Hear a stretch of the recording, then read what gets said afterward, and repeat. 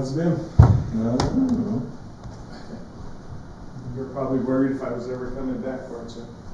No, I just figured you'd just be back when you're back. How was Washington, D.C.?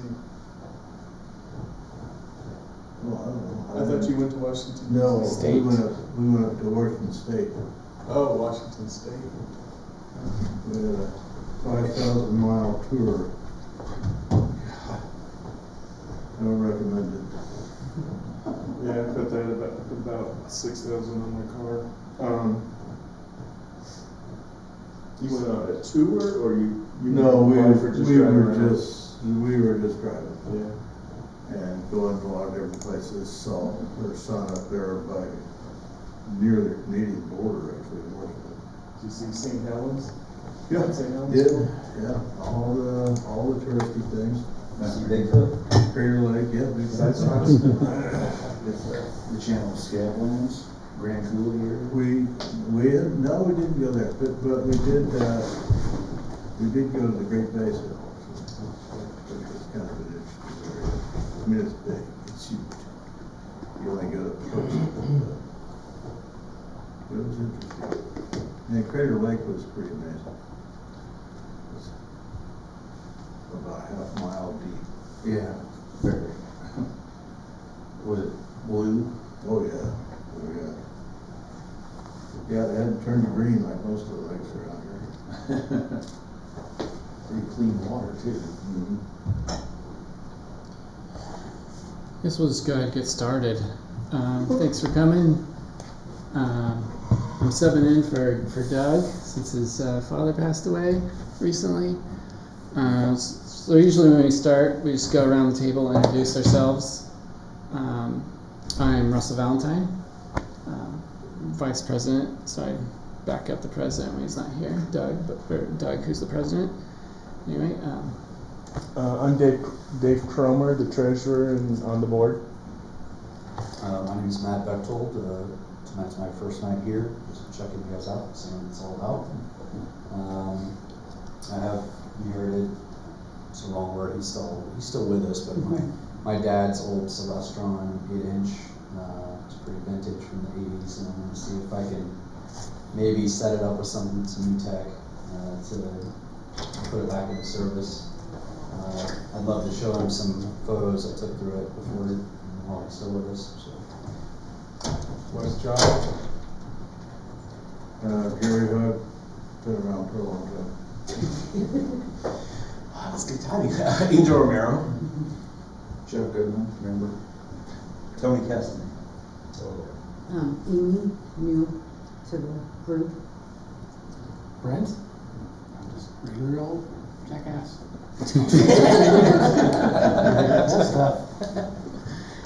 all right, cool. So we just have a few dates for upcoming events. October 31st is the last day for nominations for the elections for the club, and so you could also nominate yourself. So if there is a active valid member, you could nominate them or yourself if you're active, or if you're a valid member to be president, vice president, or secretary. I think is also a elected position. But anyway, if you want to nominate one of those to be on the ballot, you could either send an email to me, or you could tell me tonight, or you could send it to elections@necal.org. But starting around November 1st, you'll get a ballot, and if you haven't opted out and you're a member, you automatically be on the ballot to be a possible board member. So if you already know you don't want to be a board member, you could also tell me or send an email, and I could remove you from the ballot so that you're not on there when it starts, because it's a lot easier if you already know you don't want to be on the board to have yourself removed instead of you get elected and then you're like, actually I don't want to do it, because then I have to go and find the next person. So please send nominations, or if you want to opt out before October 31st, because the next day I'll be trying to send out the actual ballot. And then for the ballot, you need to send that in before the holiday party. So you could send it in through email, or you could give it to a board member or an officer in person. You could also mail it, but if you mail it, you want to send it quite a bit ahead of time so that we could get it from the P.O. box before the holiday party, which is on December 2nd. We have it at Schneider's Cabin in Gage Park. I'm not quite confident what time it starts, somewhere around 5, 6, or 7, something like that. I don't know. It'll be probably announced more clear next month. But also the next meeting here at the library is November 16th, which is a little bit different because it's November because of Thanksgiving. So usually it's the 4th Thursday of the month, but in November it's the 3rd Thursday. So next month it'll be here on the 16th instead of the usual 4th Thursday. And then we have a public night that weekend at Farpoint. So if it's clear, you'll feel free to come out and bring your equipment, or just hang out. We should be out there, and you could bring friends, and other public members might come out. But you could also check our website to see if it's canceled or not, if the weather is questionable. We usually try to get it out there 2 hours before, but it might end up being like an hour and a half before. You could check the website, and it'll be a top banner on the top of the website if it is happening or canceled. And I think the public night in November is the last one for several months over the winter. We don't have it, and usually they start up around April. It's April. It's April, so no public nights. December, January, February, and possibly March. Yes, I mean, I don't know. Sometimes we have it in March, and sometimes we don't. I'm gonna try to push for March, but we'll see. Yes. What time should people show up for a public night if you're? Oh yeah, I should have put a date on there. So this one, let's see. I'll just go to the website real quick.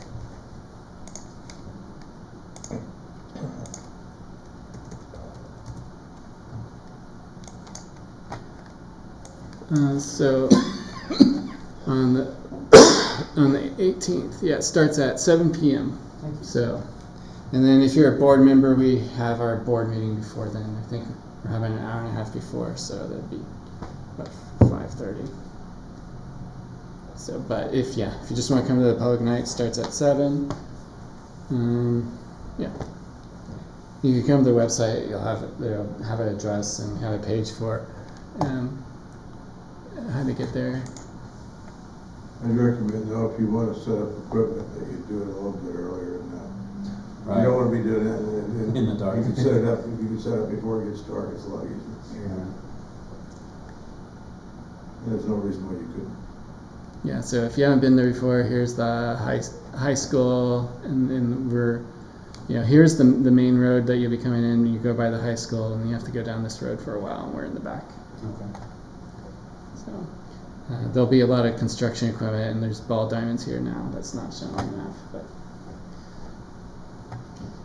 And you can also see other schedules should be posted here in the future, but it usually gets updated in January or February when the public nights are. It goes by, it tries to follow some type of moon schedule, so it's not very predictable, those public nights that are out at Farpoint, so you want to check what dates we have. Thank you. Okay. Does anyone else have any specifically NECAL news? Oh, I don't know if from last time, but we do have internet back at the observatory, so that's nice. In November, I'll send out a mailing to all members, an actual snail mail, postage stamp mailing. It'll have an invitation to the Christmas party and directions. And then it'll also have a membership form for the coming coming year, 2024. I'm so old school year, retired principal. So so then you can either use that form and attach a check to it and mail it to our PO mailbox, or many people just, if you have our website up, top right-hand corner, you can pay via PayPal if you'd like. So yeah, you could donate membership, and then you can fill out this form if you want to. That's the easy way. Once you hit pay, there could possibly be another form. If you already have a PayPal account, you just have to log in, and it'll automatically send us like your email and stuff that we need. So, but you could also do a printed form if you really need to, and that's also here too. It's just you fill this out. Yeah, now the prices there are the full year prices. The prices on the screen that Russ had before, they're all half price, because as we get past July, our memberships go to half price, because it's basically half the year. I think this updates in November, like in November or something. Okay. And Jan or December or something like that, back to full price again, automatically. Yep. Okay. Alright.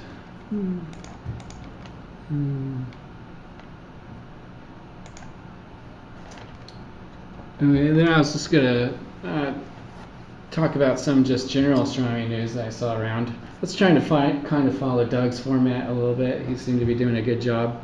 So, and then we're going to show you some eclipse pictures that some members have taken, or at least 2 of them. If anyone has any other pictures, you could bring them up. I got one. Oh, great. But yeah, I was just going to go through the news, then show pictures, and then continue on with the presentation. But so, yeah, if you brought a picture later when we're showing pictures, I could load it up whenever. But, okay. Very good, 'cause I took it in my backyard. Oh, no problem. I'll load this up then when we're showing it. Cool, thanks. Okay, so yeah, just certain events and news. So I don't know if you've noticed, but like Venus is really high in the morning. So just some general astronomy. I really noticed it when I was driving to Santa Fe at like 5 in the morning last week. So if we set this time to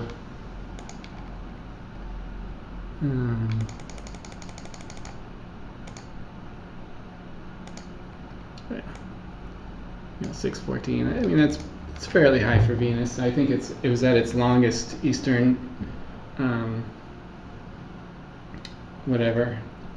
eastern elongation, yeah, a couple weeks ago. But it's still pretty high if you want to see it in the morning, if you wake up early enough, or if you stayed up late enough. Might tell them about this website.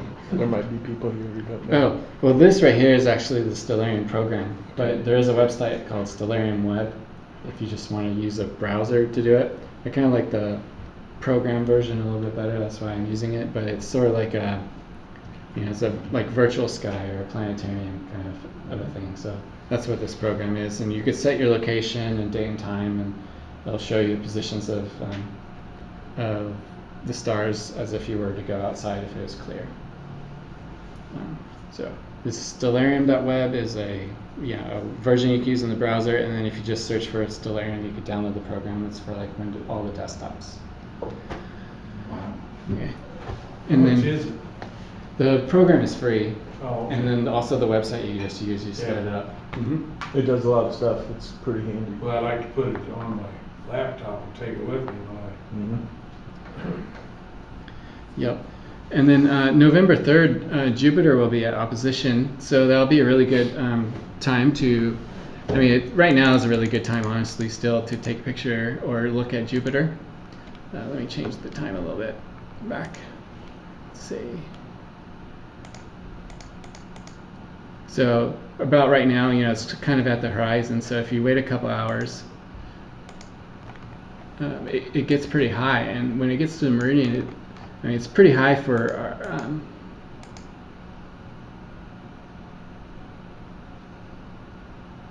often it doesn't get this high in the sky, so it's a nice time where you could go through less air and look at Jupiter.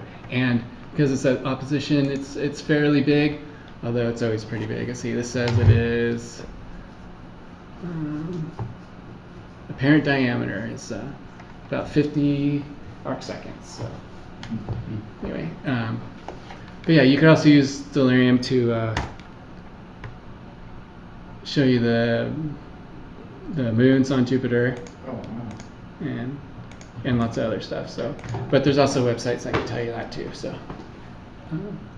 Yeah, it zooms in really deep. In fact, if you're looking at galaxies or anything, you can zoom all the way into the galaxy and get an image as if you took it, you know, the picture yourself.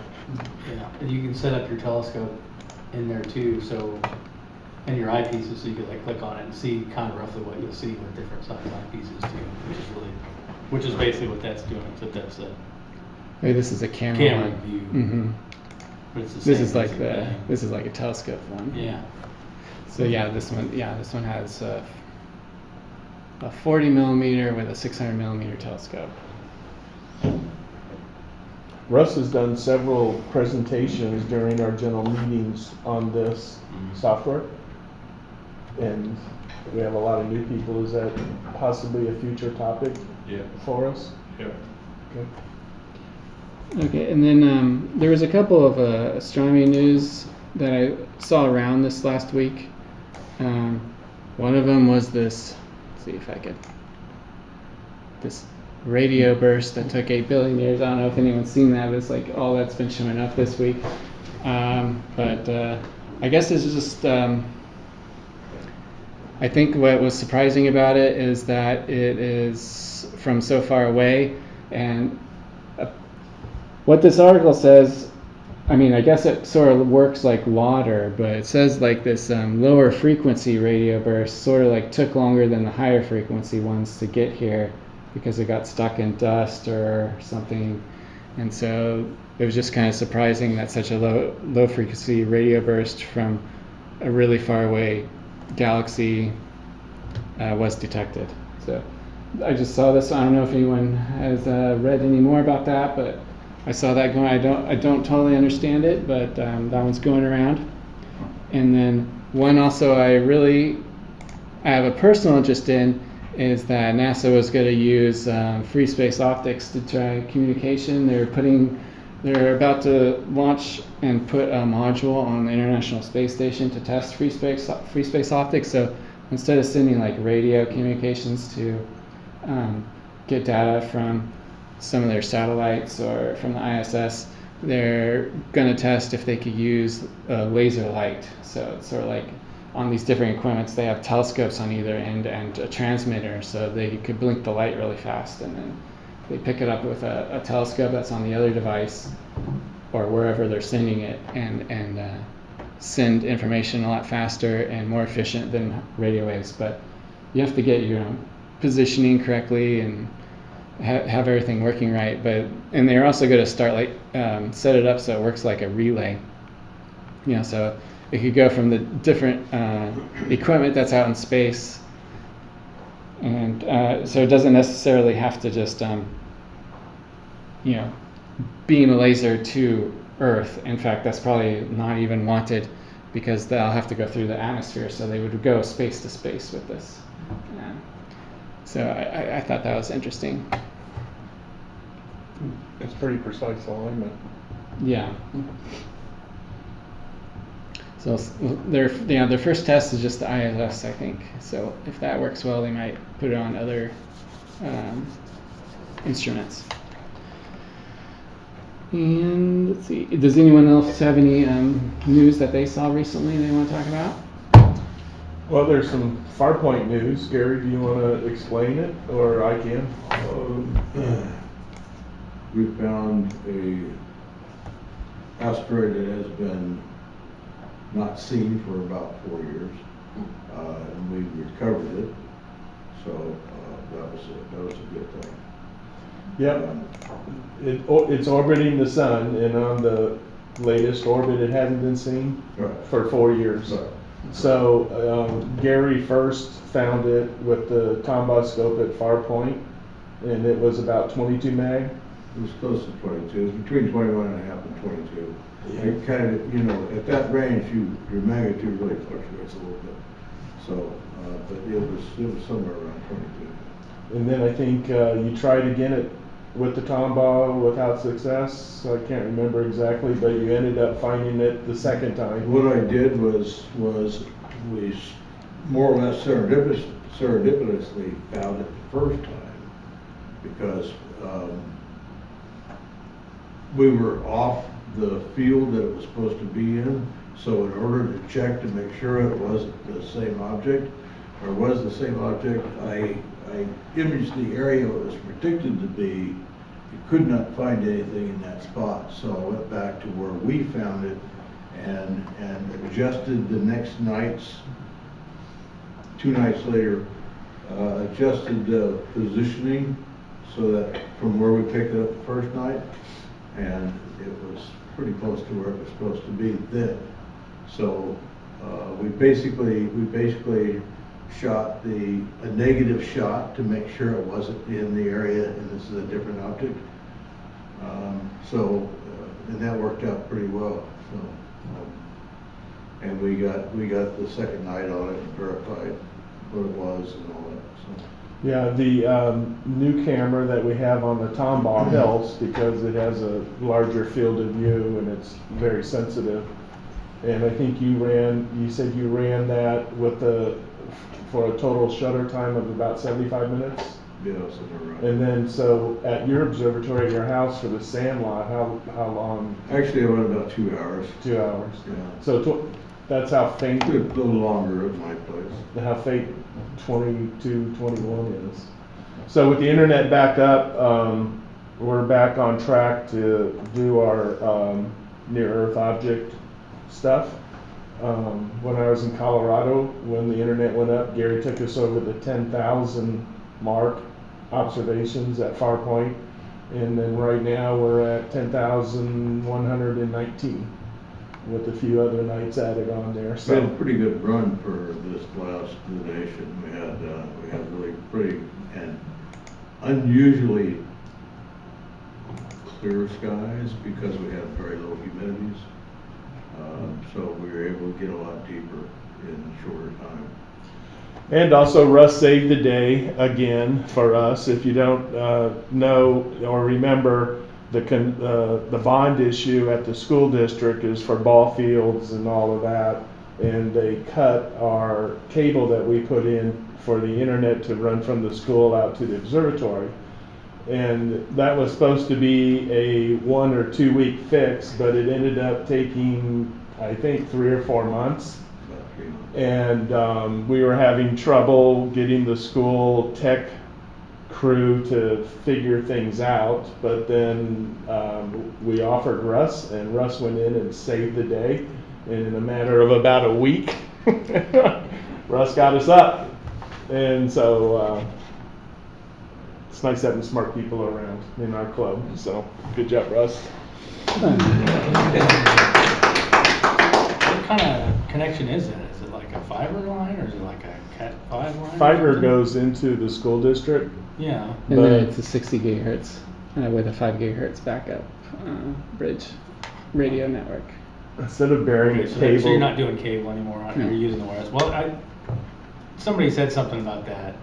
We were, At the last the club club was night, thinking remember of, night, whatever we're it was. tired of waiting, let's Oh, just I understand. splice the cable. But then Russ got involved and helped their tech guy out, and so the wireless signal goes to the press box on top of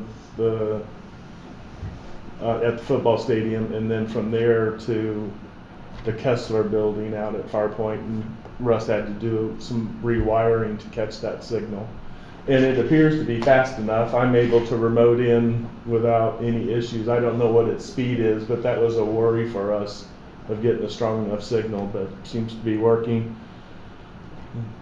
We're a little hanging our laundry out to dry because on top of the press box is the equipment, and people get on top of that press box to film things.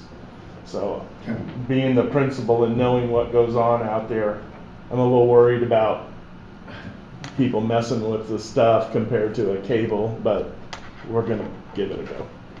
So, Yeah, it was a team effort with Yeah. Matt over there. So yeah, the school district's very nice. We just ran into issues on this one. Okay, let's look at the Eclipse stuff. We'll start with Dave. Start with Russ. Yours is What? cooler. All right, we'll start with Wes's. You want to talk about it, Vinny? I just, that was from my backyard at 29th and GrowCo. And I Good timing. just got lucky. Yeah. And then I went through Lightroom and put the contrast way almost, well, clear to one side and lowered the exposure. And that's the best I could do to the clouds that day. Yeah, it's a crap class. Yeah, well, that's pretty cool. Yeah, you might You have may to have been fish the out only there. one in the area to Yeah, see I know it. Well, Jan said, I went over there to the parking lot. She said, hell, that she was gonna go get a cinnamon roll and coffee, so. She wasn't even- Oh, did you guys set up at Shawnee Lake? She was just there just in case somebody. Okay. And I went over there just cause I'm like 3 blocks from there, Yeah. so, but there was nobody else there. Yeah. Obviously, for obvious reasons. Yeah, that's pretty cloudy. And you can still see it. Yeah, it's. Yeah, Yeah. I stood there for about 30 minutes waiting for a thin enough, and finally got it, so. Is this a telephoto lens or It was a, scope? I've got a Nikon D850 with a 500 millimeter lens, Mhm. and It's a good picture. I got lucky. Lottery ticket time. Nice. Well, thanks for sharing that. I'll give you back your flash card. Or flash drive. Let's see.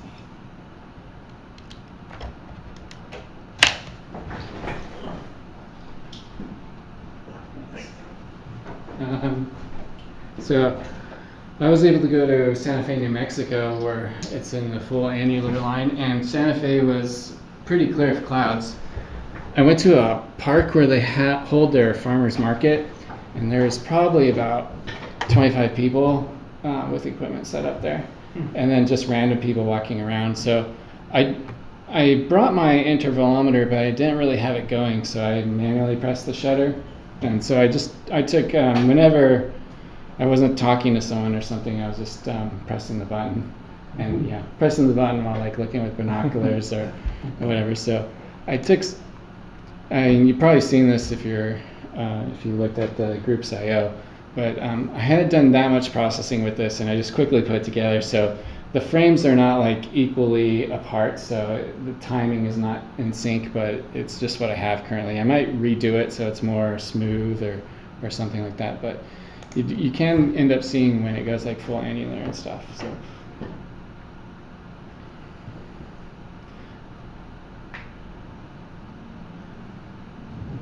Wow.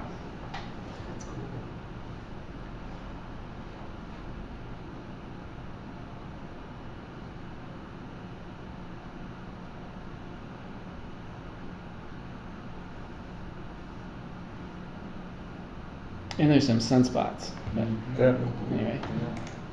But yeah, so that's kind of interesting. So I took this just with a regular with the kit lens that comes with a Canon at 250 millimeter focal length, and I had a solar filter on the front on just a tripod, and so. So how big did you blew that up considerably? Oh yeah, this is cropped. Uh-huh. Yeah, cropped Yep. considerably, yeah. Yep. So that was We're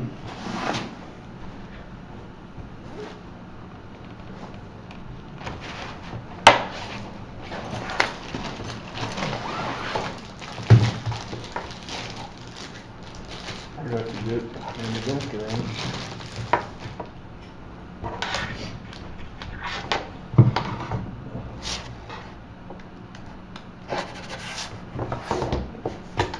Come on, work. There we go. So, to be honest, if you remember last month, I did a presentation on the annular eclipse and getting prepared for it. So I wanted to tell you, I didn't follow hardly any of my advice, and I feel really stupid about it. So I was thinking, you don't have to tell people that you messed up, but I think I'll probably be honest with you.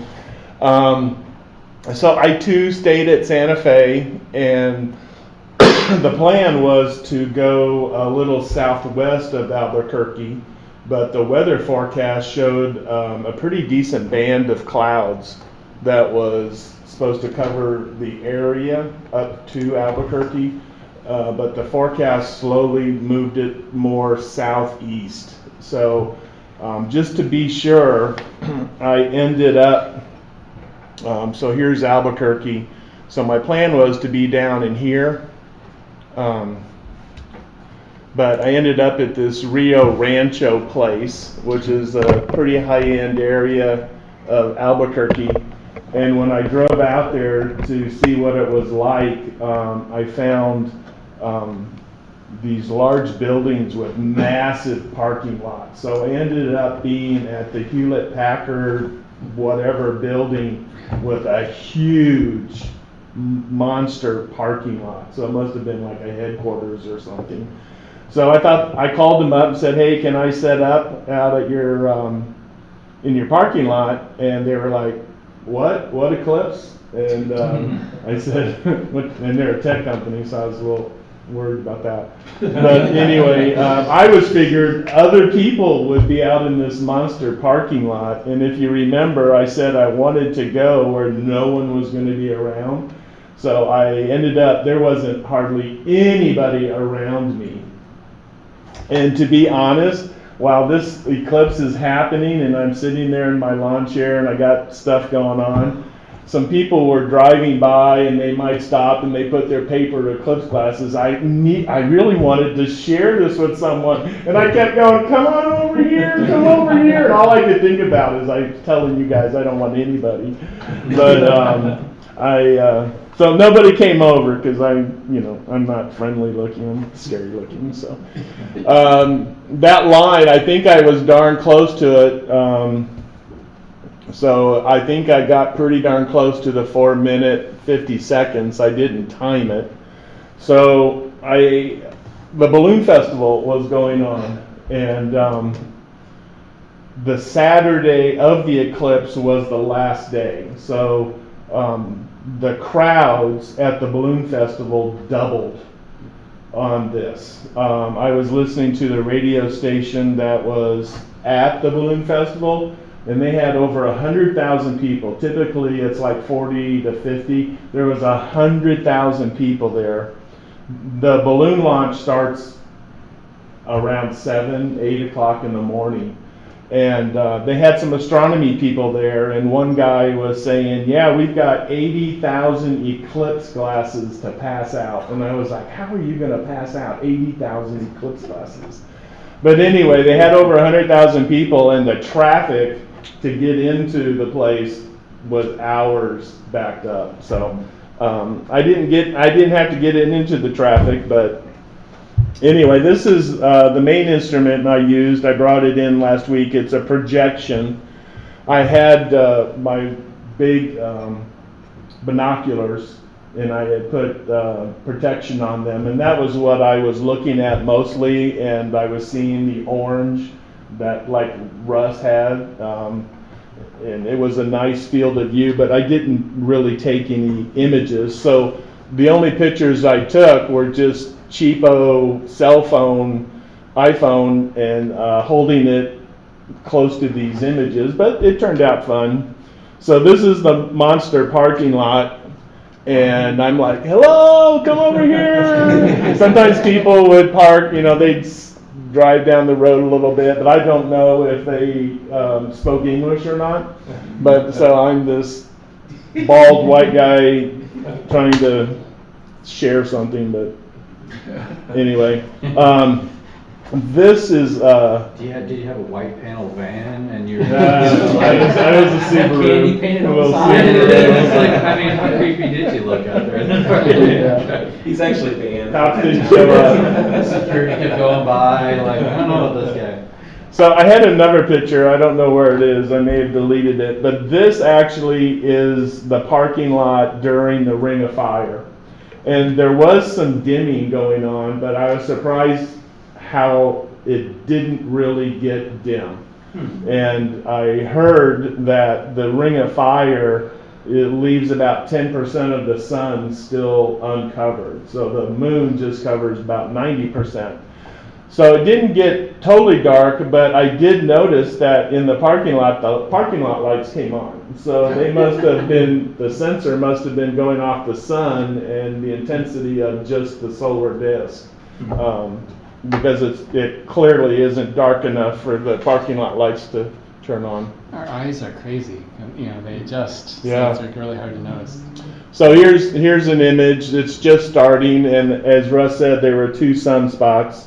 My paper wasn't completely flat, but you can see the progression here. And it showed up pretty good. I was happy. So that's how it went. And I'm glad I went. And when the total solar one comes up in April, I'll definitely be using a telescope and a camera. But it was well worth the trip. I did a lot of other stuff in the mountains in Colorado. Anybody know the show Longmire? I found where the town is, where the sheriff's office is. It's in Las Vegas, Nevada, New Mexico. And the door of the sheriff's office still there, the building, the park, and I was like, yes, I love that show. But it, went to some Aztec ruins and spent a whole lot of time in the mountains in Colorado. So it was a really fun trip. But the highlight definitely was being able to see the annular eclipse. Oh, my advice. Okay, I had a solar scope that I had shown. I don't know if I brought it in, but it's a small telescope that's specifically designed for solar observing. And I have lots of tripods, but I took a tripod and threw it in my car, took off, and so I go to set up, and I thought, I have set up this scope before on a tripod, but I'm sitting there and I can't get the mount on the telescope to go into the tripod. I'm sitting there turning the screw, and for some reason I left Topeka, not checking it as I advised everybody to. So I didn't have my solar telescope up and didn't even follow my own advice. So anyway, I was stupid. But it was fun. Was that a PST? Yeah, the one I'm talking about. Yeah. Yeah, and I wanted to talk to some smart people about how do you track the sun. So besides manually moving it, because a regular mount is just tracking the stars, and the sun moves differently. So I know I found at least one mount that is specifically designed for tracking the sun, so that you can just let it roll and take, shots every minute or whatever. But you and Gary make one, but is it for cameras mostly, or isn't the one you guys make track the sun, or is it? There's a couple different versions. Basically, we haven't got it out anywhere near on the market yet, but we make it actually a single arm fork mount, and we also have a little tracker device that you set on the ground or set someplace where it's level, and it will basically track fairly well. You have to remember though, it's a very it's very wide angle for very wide angle stuff. So Yeah. it's not really designed to get really close on the solar stuff. But you can reduce, and Russ knows how to do this. You can reduce or increase the rate according to what you need. If you wanted to track solar, you can. Well, I always assumed that amount for the stars would work for the sun, and as I started reading, I found out that's not true. It's just a little bit different. I mean, it's not a lot of difference, but it's like 4 minutes a day difference. Well, and I can tell you that this mount will do solar tracking. Oh, You wow. have to go and enable it on purpose. Right. It's off by default. And I assume the 6SE, or the SE mounts, the 6 and 8 SEs, will do it as well. Because it'll do sidereal and Right. lunar and solar, but you have to just turn We it used on. to call that king rate, I think. Yeah, okay, well, maybe some of the mounts that I have will work. I'll have to check that out. They'll be really close. I mean, they won't be very much difference, but over a period of an hour, you'll see some changes. Some movement. Likely your alignment will not be as good, and Yeah. that would be the bigger thing, maybe Right. that is off Right. than Yeah, the rate. yep, So. you could just basically to the north, and that's about it, right? Yeah. So when we went to do the total eclipse in 2017, I brought a tracker and I had a camera on there, and it was working pretty good till the clouds came. But Mhm. I Didn't keep think the clouds away at all. it didn't. Yeah.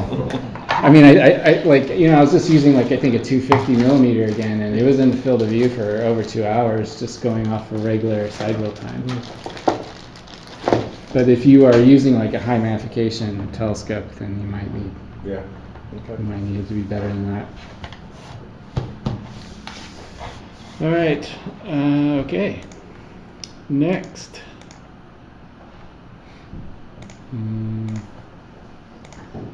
Okay.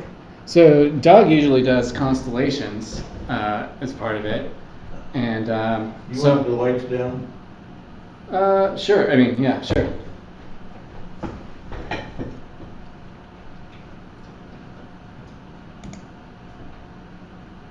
Something like that, a little more? It's up to you guys. What do you guys need? Can you see it? Okay. Yeah. Okay. Okay, so yeah, Doug usually does the constellation, so I was thinking, okay, maybe I could do a constellation, and that's kind of where I went down like a rabbit hole of stuff, and that's basically, this led to the entire presentation tonight. So I thought, oh, okay, let's look for a constellation that I don't remember Doug doing. Now, I think he maybe covered some of the stuff I'm talking about today, but if so, I'm sorry that I forgot. But I don't remember a lizard. but you might remember some of the stuff we talk about later. But so first I'm like, okay, I don't think Doug has done this lizard. And I don't ever remember this lizard. So I was like, okay, great. Let's talk about this lizard constellation. So Lacerta, I'm probably even saying it wrong, but it's Latin for lizard. And it was initially named Stellio, which is a lizard found in the Mediterranean coast. That's this guy right here, or girl, I don't know. And so it's also known as the Little Cassiopeia, as it has sort of a W shape to it. Let's see if I go back here. I don't know, I'll show it to you in Stellarium, see if we can tell the W shape.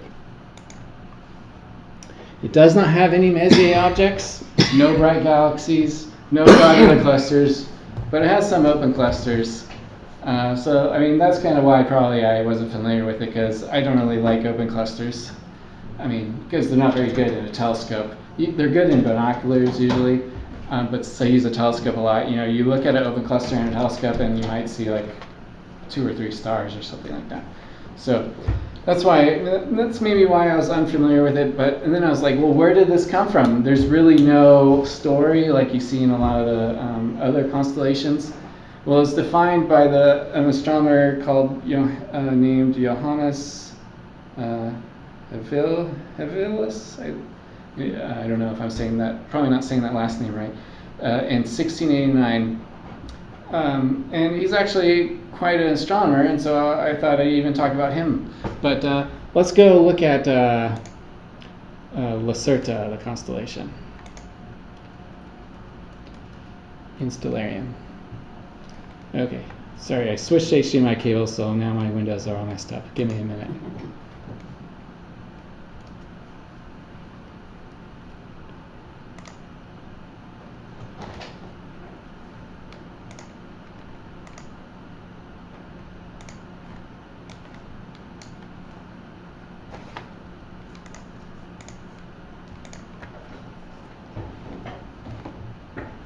Okay. So for in Stellarium, you can actually search for it, and then it'll just take you right there. It's like I'm not that familiar with this constellation, but bring up the constellation lines. You can bring up constellation art. Oh, here it is. How about the constellation borders? Okay. Looks like it's stuck on a pike. Oh yes. I killed a lizard. Yep. So it's kind of between Cygnus and Andromeda, and their stars are pretty dim, so it'll be pretty hard to see it in town. You probably could see it in Farpoint, but let's see if we can see the W that it was talking about.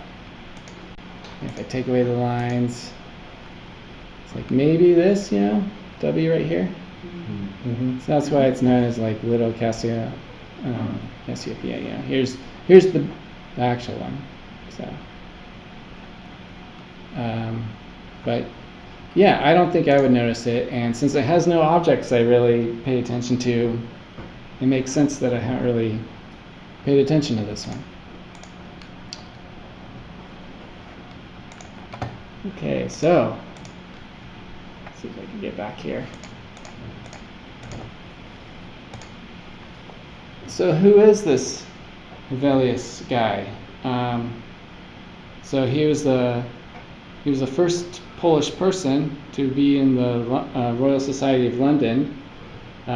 He published a book called Selenographia about the moon, and discovered the moon's libration, which is, it sort of has a sort of like tilt, even though you see the same face all the time, it sort of like tilts a little bit, so you can see a little bit more than just like half the moon because of the little tilt that the moon does. And that was, he's known for that discovery. I mean, someone might have noticed it before, but he published a book on it, and so he gets the discovery.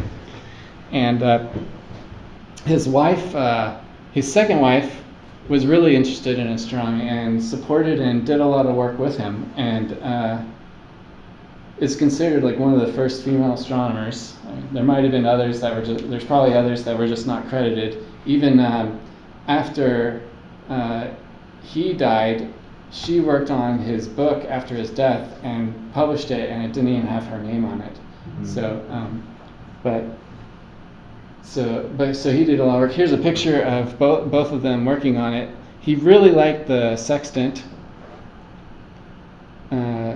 and he's quoted as saying to properly use a sextant you need two people. So they worked a lot together. He discovered 4 comets. He's also known as like one of the last sort of like visual observers, not using like telescopes with measuring devices. But I mean, he used the sextant, which is just like without lenses, I guess. So that's why he gets that credit. So he did a lot of measurements with the sextant, and so he discovered 4 comets, and then he defined 7 still used constellations, in which Lacerta is one of them. So I was going to talk about his other 7 too that he came up with.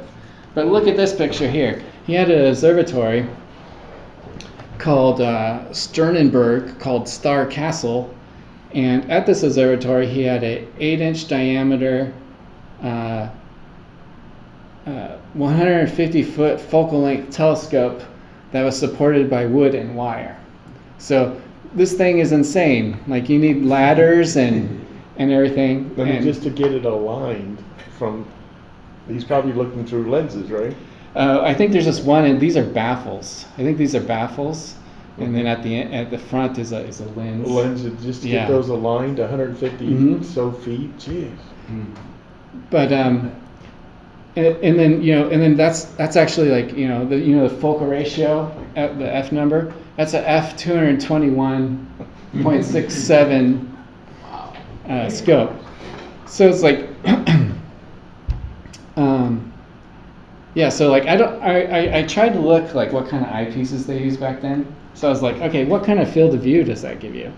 So I was like, let's bring up a field of view calculator and check it out. So go here. You could do it in Stellarium, but I kind of like this sometimes. Let's say he's looking at Jupiter, right? So I could do a custom scope. It was 45 meters, right? So you could put in, it has you put in millimeters, but it's 45 meters, so that's 45,000 meters. And I think 8 inches is 205. Oh, this is not that important for the field of view. And I don't know, what kind of eyepiece do you think they had? I kept looking like Just for a do long like time. a 21 or something, or 24. Oh, this 24? Okay. It is a 68 field of view, but I bet it wasn't even this good. Yeah. And so let's add to view. Okay, so that's pretty magnified. That's 1,875x. Yeah, but they probably didn't get a lot of light gathering that far away. Oh. You know what I'm saying? Mm-hmm. I mean, Oh, that's. of course, they didn't have light pollution back then very much. I was gonna say they wouldn't have any light pollution. Yeah. That'd be great. And but I don't know. Like if it was something more Do like a 8 or a 6. 9 or something, and maybe it was like You got 9. 30 degree field instead. And then you're looking at Jupiter. You're seeing just a subset of Jupiter, and you have an 8 inch. So I don't know. It seems like it's pushing a lot of limits. And if you read up on this, those kind of the scopes.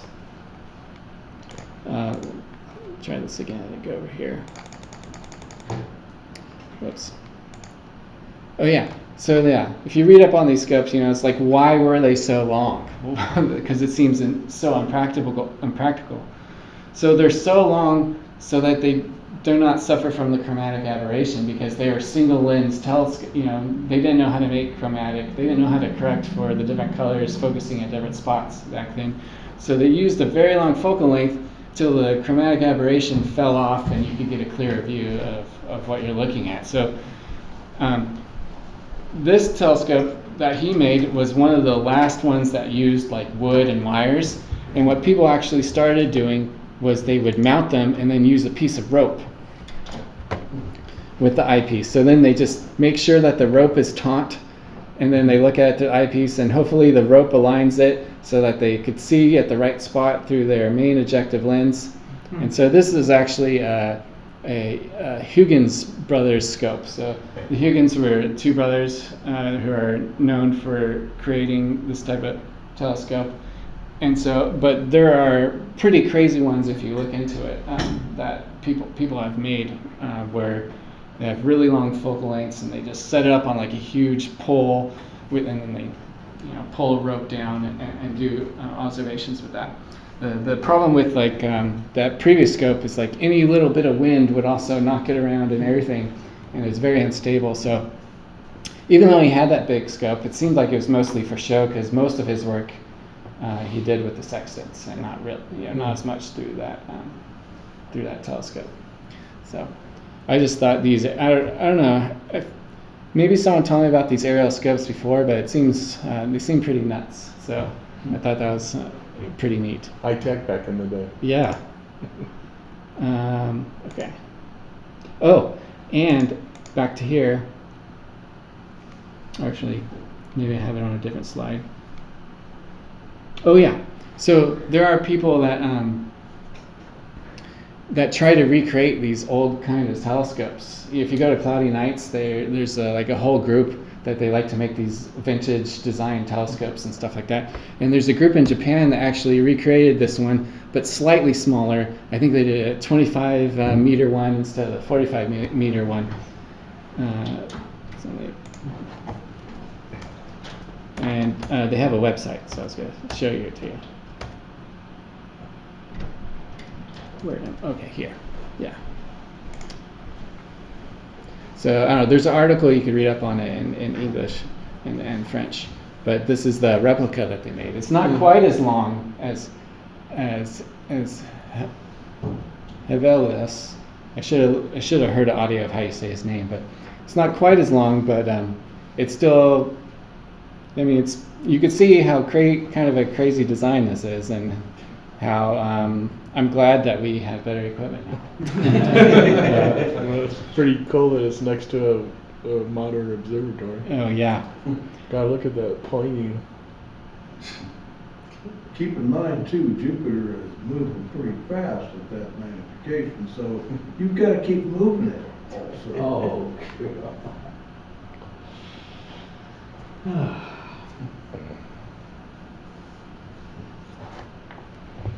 This is the one in Japan? Yeah. This is the one in Japan where they try to make it. Yeah, they made a sort of shorter replica. It's only 25 meters. And they used a bigger target than Jupiter too. They were trying to get the moon in. Yeah. Oh, that's cool right there. Oh, yeah, they had the piece. Well, they could go pretty vertical with it. That 2 or 3 images up, they were going pretty high right Oh, there. here. Yep. I bet this is the one they're looking at the moon with, actually.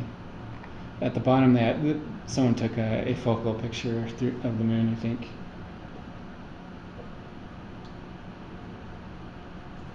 And, you know, I don't know, this kind of looks like metal to me, too, but Mhm. I need to read more about it.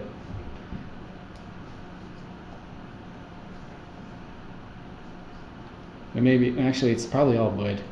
So, yeah, I guess they did all use wood. They just had the bolts and the wood. Well, that was interesting that someone tried to remake it. Yeah, so look at all those baffles. It's crazy.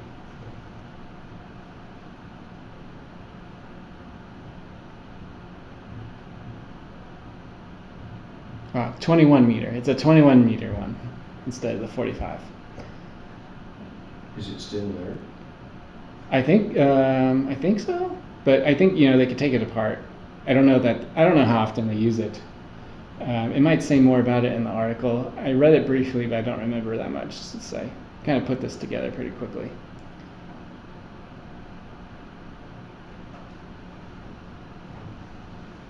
Oh yeah, and they have like sandbags or whatever for bouncing, maybe to help balance. I don't know. Mhm. Stabilize it. Oh yeah, there's a picture. Wow, that's a picture through it. That's a picture Mhm. from it. huh. That's pretty good.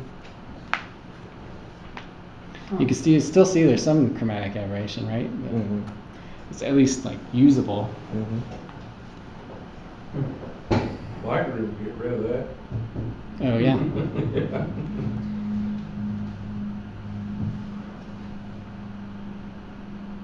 Alright, here's all the pieces that they have to, and just like all the room it takes to store it. I thought it's hard storing an 8-inch dog. Yes. They had a lot of time on their hands back in the day. Yeah. We didn't have as many shows to watch. Right. Alright. So.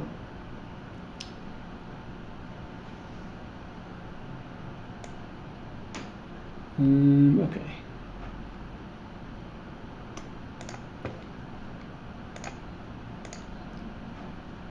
Okay, so here's another constellation that he defined. Canes Venatici, which I like this one a whole lot better than the other one. So this one actually has objects that I like to look at usually.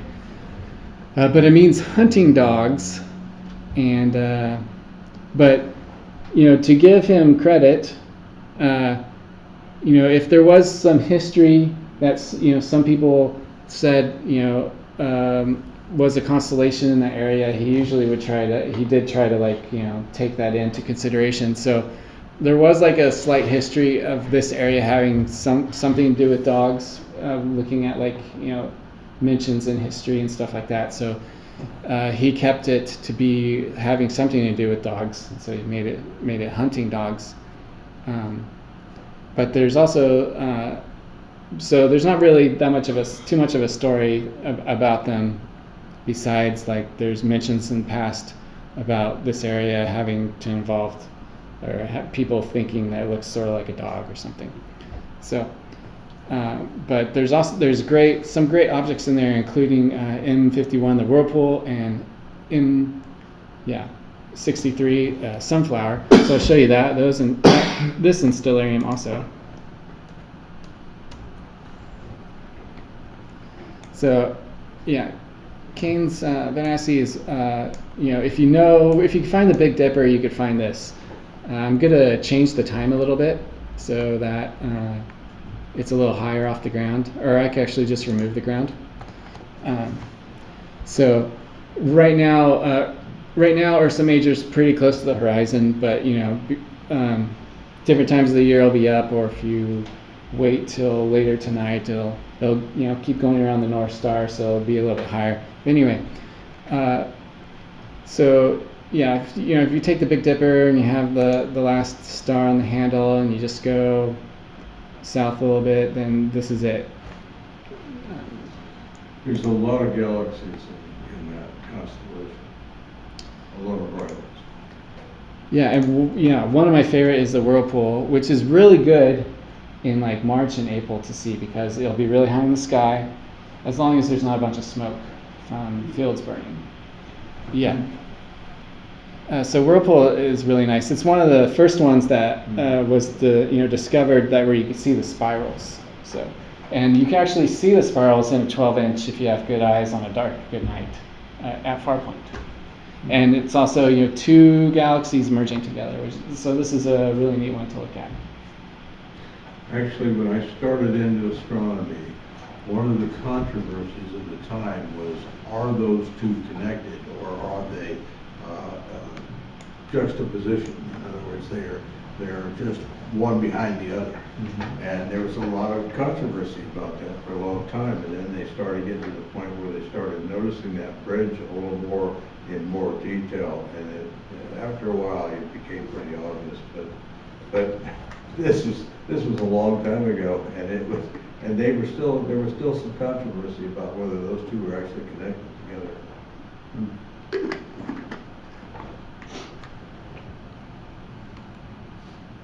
Let's see how old I am. Yeah, so like look at all these galaxies that are here. If you go fainter and fainter, there's even more and more. So it's a pretty cool area. Yeah. Oh wait. Yeah. M94 is in here. Croxi, and then Sunflower is also in here. Right here.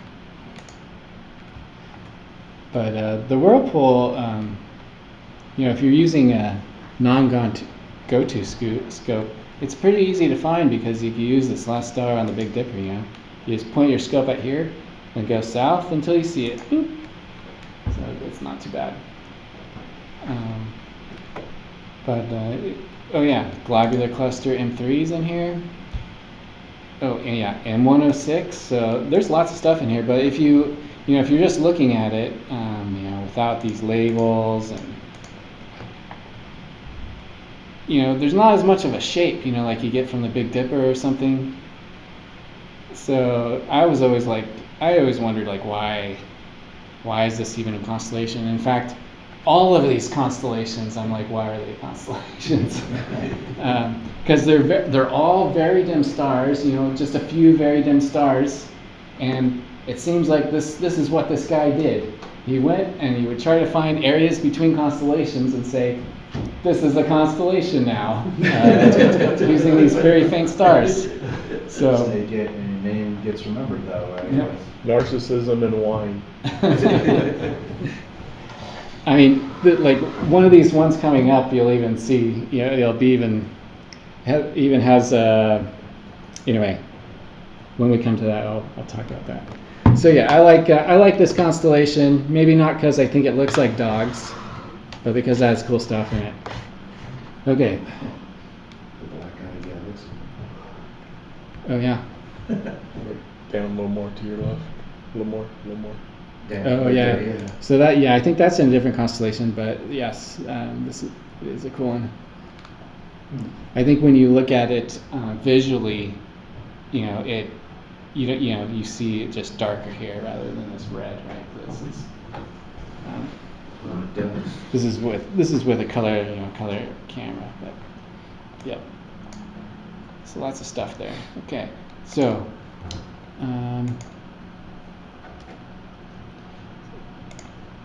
sorry about these transitions. All right. Okay, next one, Leo Minor. So Leo Minor, yeah, he kind of thought it just kind of aligned well to have a little lion cub in there in between Leo and Ursa Major. So he's like, okay, why not? That's what it seemed like. From looking at why he wanted to call it Leo Minor, he just thought, oh, it just fits well to put a little lion in there. So, but there's several NGC galaxies in here. I don't know that there's anything really bright that's like good visually. And you actually find like some astronomers thinks that it shouldn't be a constellation, and that's kind of a typical thing with a lot of these. I mean, because they're usually like very dim stars. But there is a meteor shower in there. It's a minor shower, and it's peaking right now. So if we look at that in Stellarium.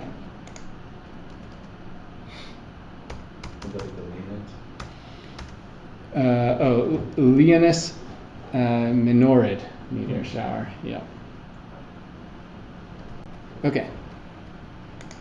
So, Leo Minor, right? And then, okay.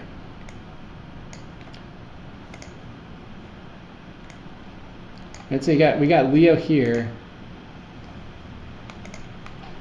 Leo here, Ursa Major here, and you got Leo Minor in here. And you can also bring up this, so you have the area that it makes up. But if you do not have the lines or the names, it's sort of like, you got the Big Dipper, which is bright stars. You got Leo, which is bright stars. Leo Minor, I don't know. But here's the triangle that it makes up, that they're talking about. So like a little triangle after a little thing. And a lot of these constellations, like the brightest sometimes in some of these constellations, the brightest is like magnitude 5. When they're like the limit of seeing something naked eye is around 7 or so. If you're in a really good dark spot. So I think a lot of these in town you probably won't be able to see. Some of these constellations have like a magnitude 3.9 or 4, but a lot of them are in 4 and 5 range. What's the magnitude on some of those stars? Let's see. So this is magnitude 4.6. So this one does have a 3.7. Right. But this is 4.4, 4.5. Yeah.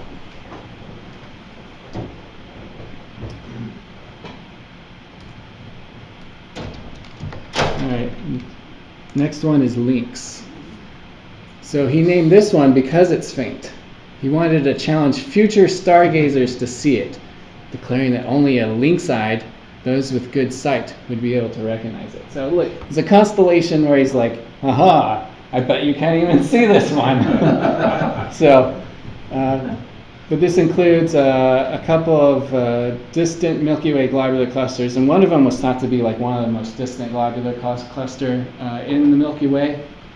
I don't know that I'm not that familiar with it, if you can see it visually or not. I think it took a long time to actually realize it was a globular cluster just because how far away it is. But that was NGC 2419. So yeah, Lynx, I think this has like only 5 point something magnitude stars in it. I think it's got quite a few older stars too in that constellation, or in that star cluster. Oh yeah. It seems to be a pretty famous star cluster. Okay, so yeah, here's Lynx right next to Leo Minor, and so it's the picture of it. It's kind of a weird picture, but okay, let's see how it would look like if I take this out. Yeah. The Lynx is way bigger than the bear. Oh yeah. So let's see. I think this looks like it to be the brightest one. So the brightest is 310, so you can probably see that star. And then we get 3966.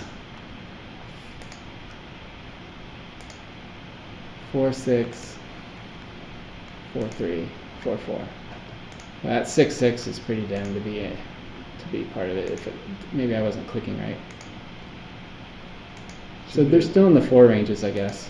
Should be a snake. Yeah. But I just thought it was funny that he named it that way because it's hard to see. So anyway, okay.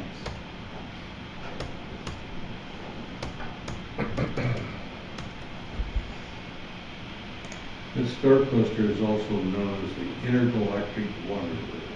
Yes. They think that was picked up, or it was part of another, I can't think what it's called. But basically, it was absorbed by the Milky Way. There was another galaxy that was a faint, small galaxy that it had picked up, and that was in that. And that was what's left over. Yeah, so NGC 2415. Let's see. Oh, 2419.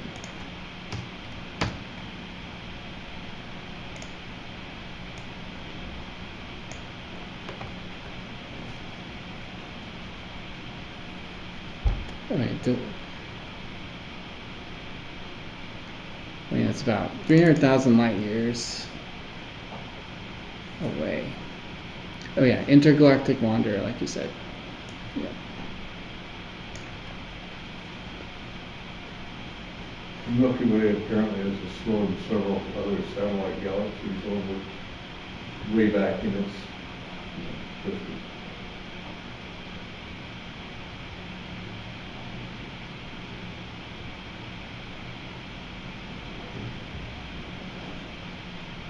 Oh, the wide field one.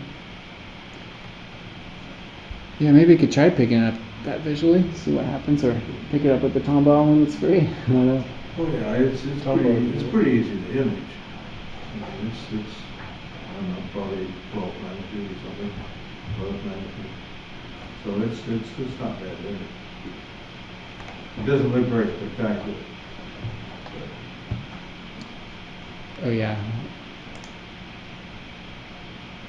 Part of the fun is just knowing how faint these things are. Versus, the stuff that you normally see, and then kind of comparing them with M13 and the other star clusters.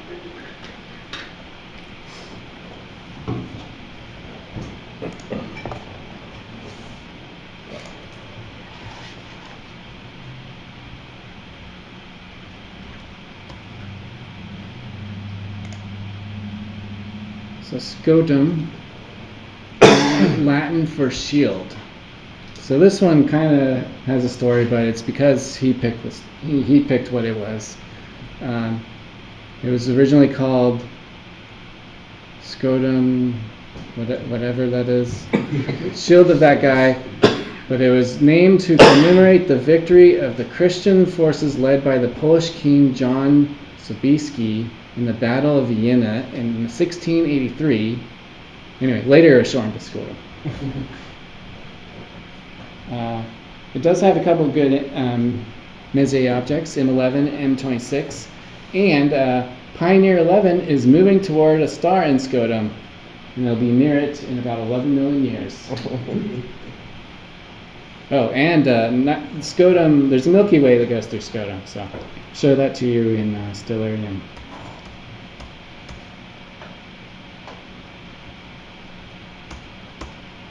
Where did you go, Stellarium? I think you closed it. Oh, here we go. Okay.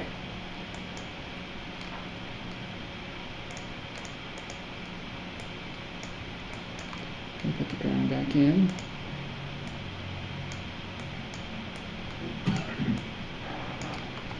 Like, see if I could guess where Scotum is. Let's see. Let me put the sky back in. It's in the Milky Way, isn't it? Yeah, it's in the middle. Oh, okay, so over here.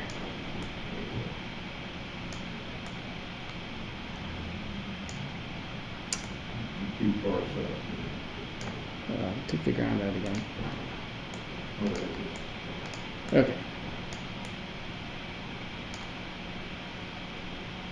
Let's see, I don't know where it is, so we'll find it. It should Oh, be- there, right there. Yeah. Yeah. And the picture, SCOTUM. So this could be good to look at in September or August. Go back in time a little bit.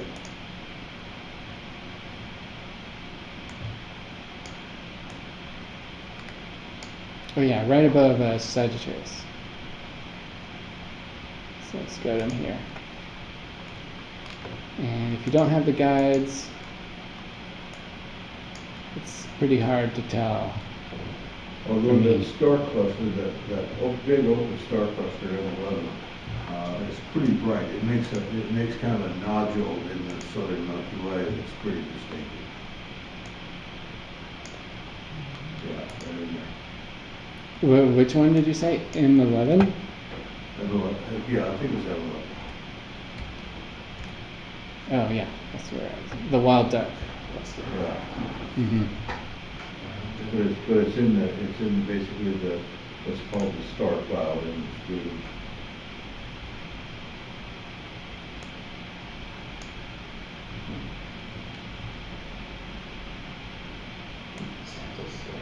Like I say, potato.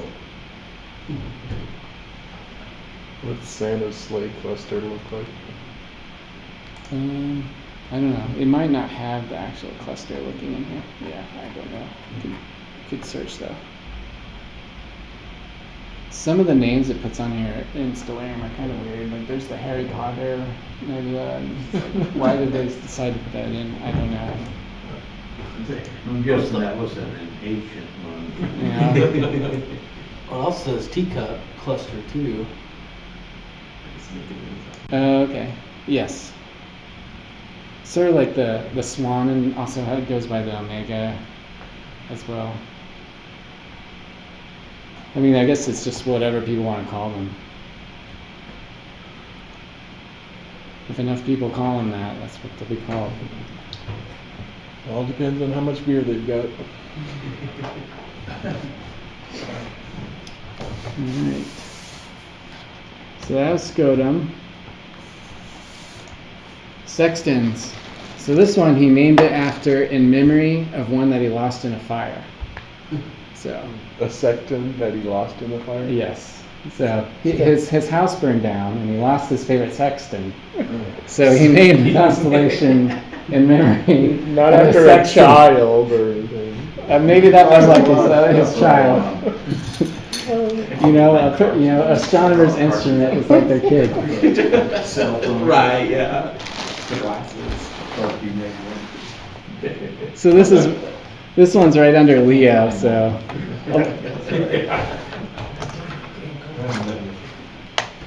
this one's a lot of these are to the north. Let me take away the ground again and zoom out. Okay. I don't know what I toggled here. This red one. It's a planet thing maybe. That's Anyway. the ecliptic. Oh, wait.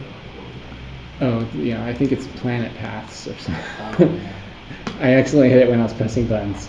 Okay, so sextant, yeah, look how dim these are. These two stars, it makes up a 4, and a 5. In between Leo and Draco, right? So I guess Euclid's Hydra. line segment didn't have appealing. yeah, it's like Show where there's no stars and you're there. Not in a triangle, but it's too long. Wherever you go, there you are. That's right. It doesn't even look like a six. and there's only really fairly dim stuff in here.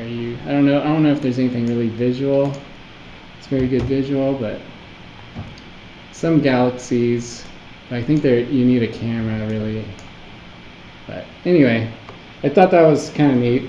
He named it after what he lost in his fire. So okay, and then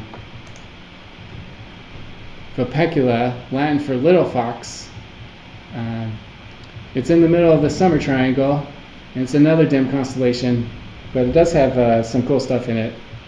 M27, I'll show it to you. And it was originally depicted as a fox that had a goose in its mouth, but people got rid of the goose, so now it's just a fox. Yeah, it was originally called Vipecula campanseri, the little fox with the goose. So that was originally what he called it, but it's been shortened since then. We're almost done. So, okay. So if you see the Summer Triangle, right? Let's see, let me get rid of some of this. Altair, Vega, and Deneb.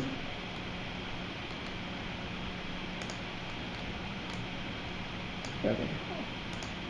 Altair, Vega, and Deneb. And then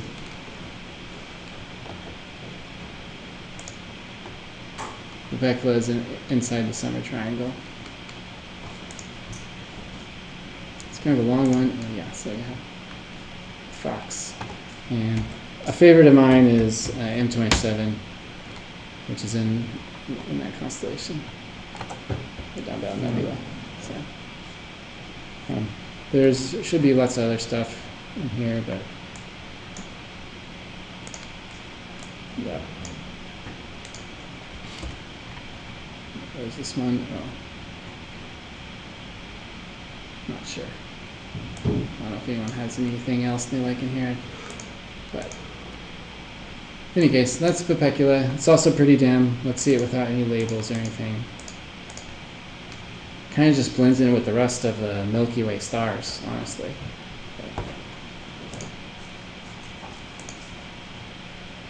That's a poodle cluster.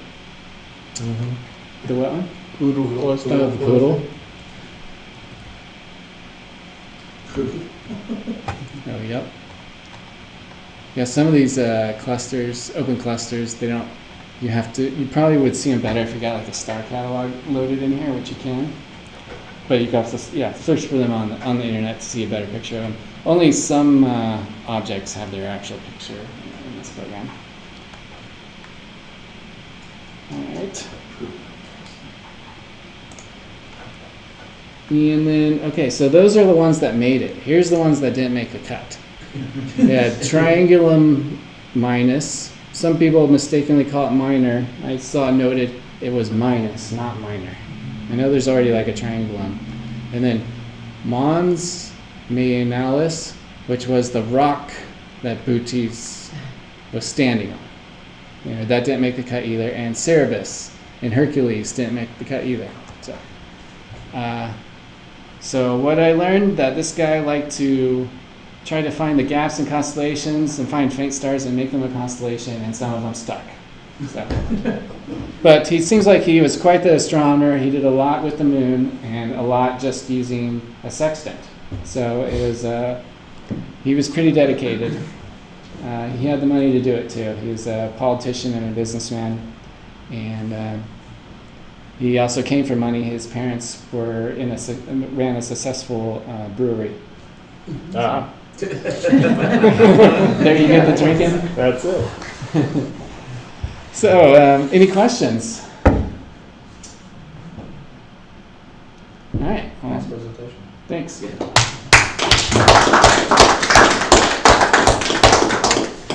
Very Doug-like. You did him proud.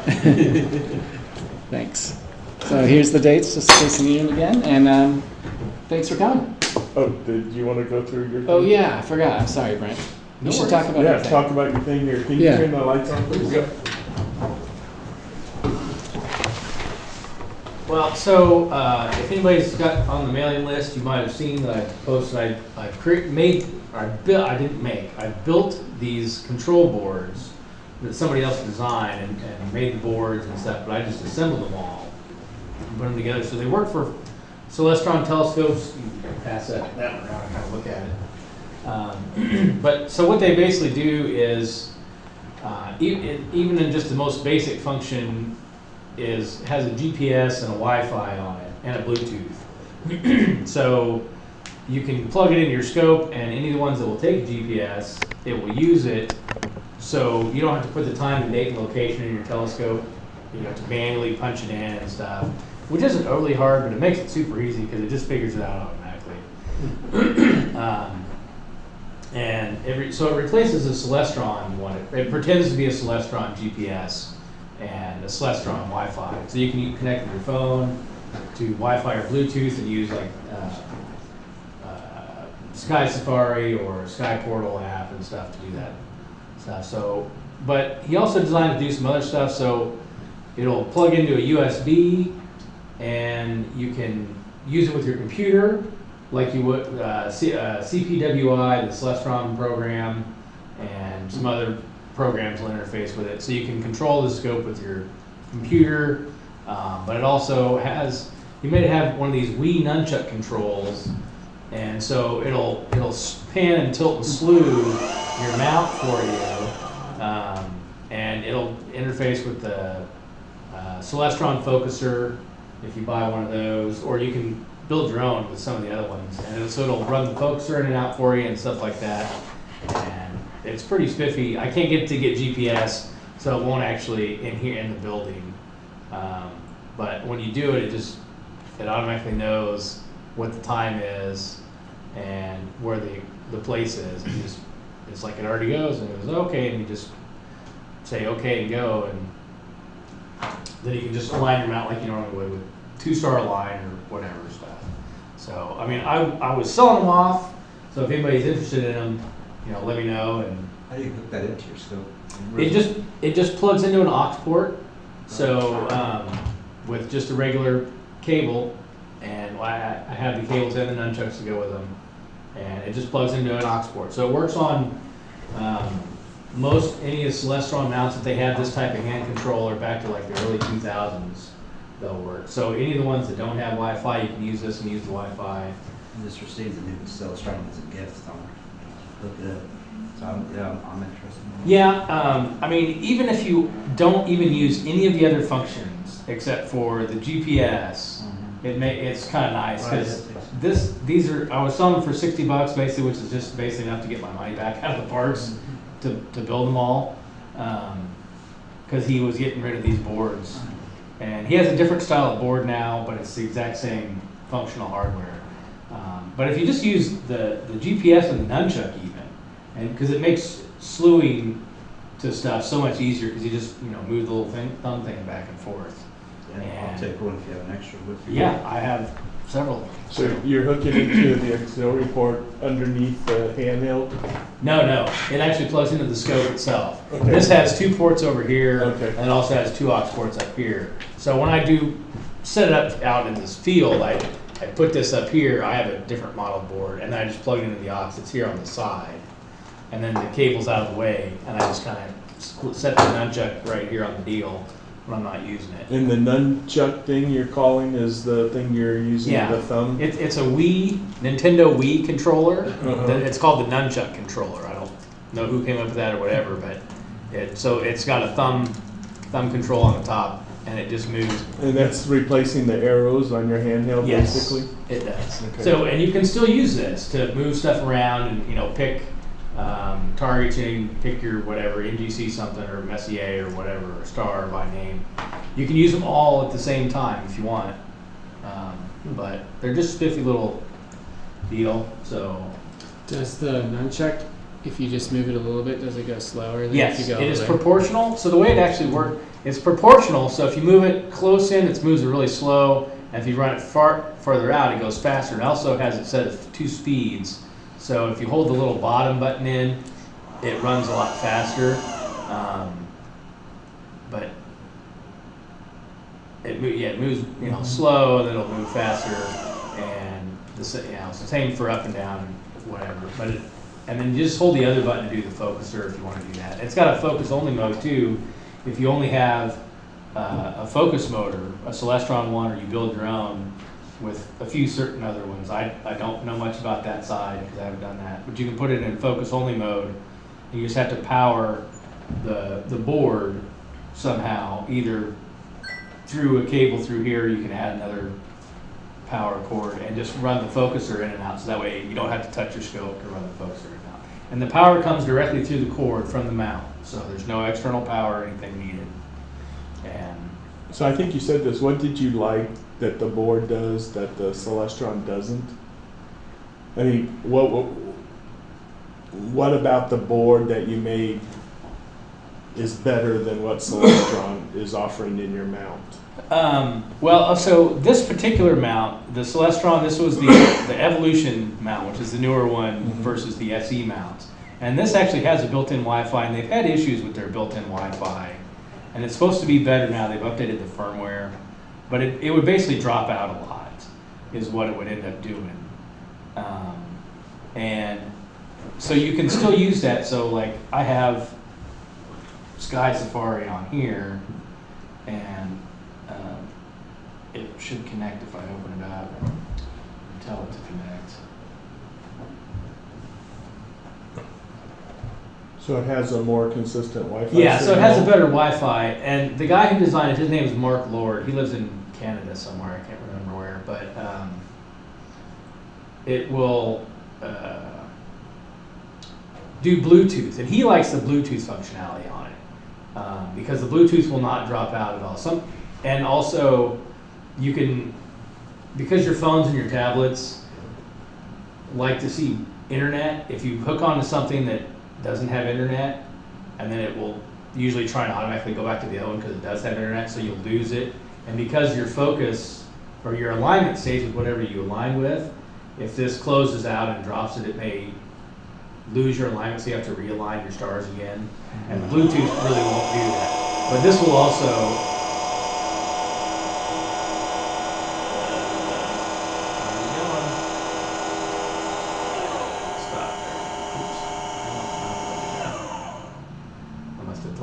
somewhere. Oh, I must have hit a go to. Yeah, so anyway. So you're running that through your phone? Yeah, so it's Sky running through the Smart. phone. It's not aligned. It's on whatever alignment it thinks it had before. I don't know what it's aligned to right now. It looks like it's on something Lyra. So yeah, so if I can put it on Vega and say go to, and it'll go to wherever it thinks Vega is. And I have a tablet that I can use for it too, but if you do the Bluetooth, you have to have another piece of software to make it work. So if someone has a mount that's not working anymore, could the board that you have replace it? In other words, let's say the GPS in it and the Wi-Fi are fried, or I can't get it to work, let's say. Yeah, because there are a few that have GPS built into them, some older ones, and they don't work. And you can go in and turn them off, but that would work for that. But it wouldn't. I mean, it only will. It doesn't actually control the motors. I mean, if Oh, I see. it just interfaces. It just pretends to be an aux bus device, like the plug-in Wi-Fi or the plug-in GPS module, is all it does. And so it just knows how to talk Celestron protocol and tell it to move this direction or that direction or whatever kind of Gotcha. stuff is all it really does. So Neat. that's all I've got unless anybody else has any other questions. You just surfed the web and found it, or? There's a Cloudy Nights forum post that the guy, he's made several different versions of this kind of stuff. He had one that was just like a GPS, I think, and he had one that was an all-in-one board that did some other stuff. He's had a couple different versions, and so now he's worked on this version style, although he's got a new board layout, because I guess people thought it was too hard to assemble it, solder them together and put all this stuff in, some of the parts and things. So he's doing it as an easier deal now. Cool. But, so there's all kinds of information on there about it, and and if anybody's interested, you can find my post on the group, and you can send me emails. I can send you the little, it's not an instruction sheet per se, but it kind of gives you some of the stuff about it. It shows all the links for the posts on the forum you can read out. There's like 800 posts because people ask questions and you post new firmware, and it can be really hard to find stuff because it's so long. Because he's been doing it for several years. Cool. So And you're running the 8-inch on this mount? I have a 9 1/4 actually. 9 but yeah. 1/4 on them? Yeah. So pretty much any Celestron back to the early 2000s it'll run on, if it takes aux bus. Cool. Thanks for sharing. So.